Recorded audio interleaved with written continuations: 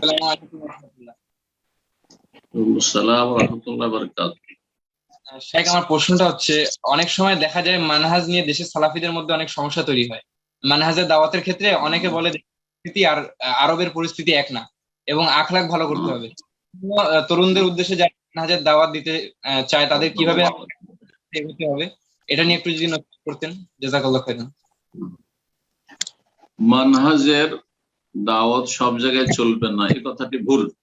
জি, মানহাজ মানে মোহাম্মদ রাসূলুল্লাহ। জি, আকীদা লা ইলাহা ইল্লাল্লাহ, মানহাজ হচ্ছে মোহাম্মদ রাসূলুল্লাহ। জি, ভালো করে শুনে রাখেন, কালেমার দুটো পার্ট। মানহাজ আদর্শ রাসূলুল্লাহ সাল্লাল্লাহু আলাইহি ওয়াসাল্লামের হবে, মোহাম্মদ রাসূলুল্লাহ শাহাদাত দিয়েছেন আপনি। আর আল্লাহর জন্য তাওহীদ প্রতিষ্ঠা করতে হবে, আকীদা আপনার ঠিক করতে হবে। সুতরাং আকীদার সাথে সাথে মানহাজ সুস্পষ্ট হইতে হবে। মানহাজ গোপন করলে হবে না, সুবিধাবাদী হইলে হবে না, সবার সাথে তাল মিলিয়ে চললে হবে না, সবার সাথে উঠা বসা করছেন, সব জায়গায় ঠিক রাখছেন। যখন যেই রকমের আবহাওয়া দেখবেন তখন সেই দিকে গড়ে যাবেন, যেদিক থেকে বৃষ্টি আসবে সেই দিকে ছাতা ধরবেন, যেই দিকে বাতাস বয়ে যাচ্ছে সেদিকে আপনিও বয়ে যাবেন, এমনটা হবে না অবশ্যই। আর আপনার প্রশ্নে আরেকটি কথা বললাম যে মানহাজের দাওয়াত দিতে হবে না, আখলাক ঠিক করতে হবে। তার মানে মানহাজ পরিপন্থী তাহলে আখলাক, এখানে যে কথাটি বোঝাইতে চাইছে অনেকে, আর এটা কিন্তু একটা বিভ্রান্তিকর কথা, আর এটি সীমালঙ্ঘন এই কথাটি, যে মানহাজের দাওয়াত দিলে মানুষ বেয়াদব হয়ে যায়, মানহাজের দাওয়াত দিলে আখলাক ঠিক থাকে না। না না, বরং মানহাজের দাওয়াত না দিলে আখলাক ঠিক থাকে না। আখলাক ঠিক থাকে না, যার আকীদাই ঠিক নেই, যার আদর্শ ঠিক নেই, যে রাসূলুল্লাহ সাল্লাল্লাহু আলাইহি ওয়াসাল্লামের মানহাজে আদর্শ নেই, সেই ব্যক্তির আখলাক কি করে ঠিক হবে? কারণ তার আখলাক হইতে হবে কোরআন। রাসূলুল্লাহ সাল্লাল্লাহু আলাইহি ওয়াসাল্লাম আখলাক চরিত্রে ছিল কোরআনে কারীম। নরমের জায়গায় নরম, গরমের জায়গায় গরম, ঠান্ডার জায়গায় ঠান্ডা। সব জায়গায় ঠান্ডা হইলে হবে না, আর সব জায়গায় শিথিল হইলে হবে না, সব জায়গায় মায়া করলে হবে না। কোথাও মায়া, ছোটর উপর মায়া করতে হবে, বড়কে শ্রদ্ধা করতে হবে। তো এই কথাগুলি হচ্ছে এক শ্রেণীর লোকদের, যারা আসলে মানহাজকে কোনো গুরুত্ব দেয় না। আরে সব ঠিক আছে, যারা ইখওয়ানি জামাতি তারাও তো ইসলামের কাজ করছে, ওটাও ঠিক। যারা তবলিগের কাজ করছে তারাও তো বেনামাজিকে নামাজ বানাচ্ছে, কলমা শিখাচ্ছে, দোয়া শিখাচ্ছে, তারাও ঠিক করছে, তারাও সওয়াবের কাজ করছে। কিন্তু তরিকাটা কার? তরিকাটা কার? রাসূলুল্লাহ সাল্লাল্লাহু আলাইহি ওয়াসাল্লামের তরিকা নয় তো। এটা সংশোধন জরুরি। আর এই কথা বললেই চরিত্র খারাপ হয়ে গেল না, উত্তম পন্থায় বলতে হবে। এই জন্য আমি বারবার বলি, এর আগেও বলেছি, যে সত্যকে গোপন করার নাম হিকমত নয়, সত্যকে ভালো ভাষায় পেশ করার নাম হচ্ছে হিকমত।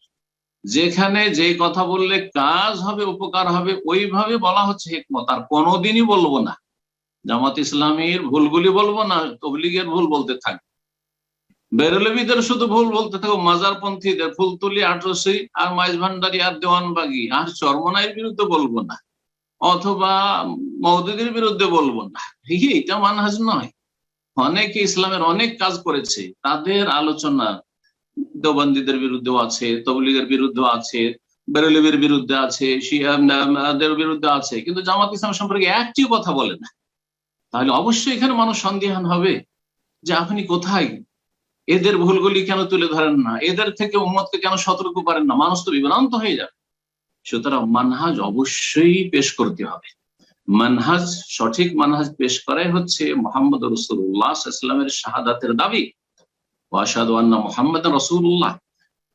আর মানহাজের কথা প্রচার প্রসার করলে চরিত্র ঠিক থাকবে না, এটি তাদের অজ্ঞতা, মূর্খতা, আর না হইলে তারা মানুষকে বিভ্রান্ত করতে চাইছে, তাদের চালাকি বেশি, তারা চালাকি করতে চাইছে। সুতরাং তাদের চালাকি থেকে সতর্ক থাকবেন এবং তাদের অজ্ঞতা দূর করার চেষ্টা করবেন। আপনার আখলাক চরিত্র ঠিক রেখে ভালো ভাষায়, ভালো তরিকায় মানুষের সংশোধন করতে থাকবেন, মানুষের ভুলগুলি দেখিয়ে দিবেন চোখে আঙ্গুল দিয়ে, যাতে করে মানুষের যে টনক পড়ে, মগজে একটু টনক পড়ে, যে না, আমরা ভুলের মধ্যে আছি, ভুলগুলি সংশোধনের প্রয়োজন রয়েছে। আরে করুক আর না করুক, আপনার দাওয়াত পৌঁছে দেন, আর সংশোধন হোক আর না হোক, আপনি আল্লাহর হুজ্জত তাদের উপর কায়েম করে দেন যে তোমরা ভুল পথে রয়েছে, ইসলামের নামে মেলা গাইর ইসলামী কাজ করছে, ইসলামের নামে যেসব কথা বলছে এগুলো আসলে ইসলাম নয়, এটা ইসলামের ব্যাখ্যা নয়।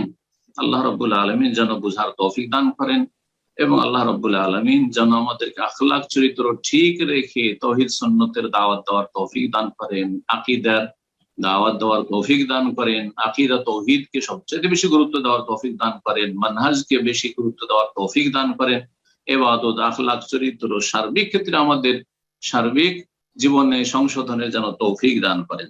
জি।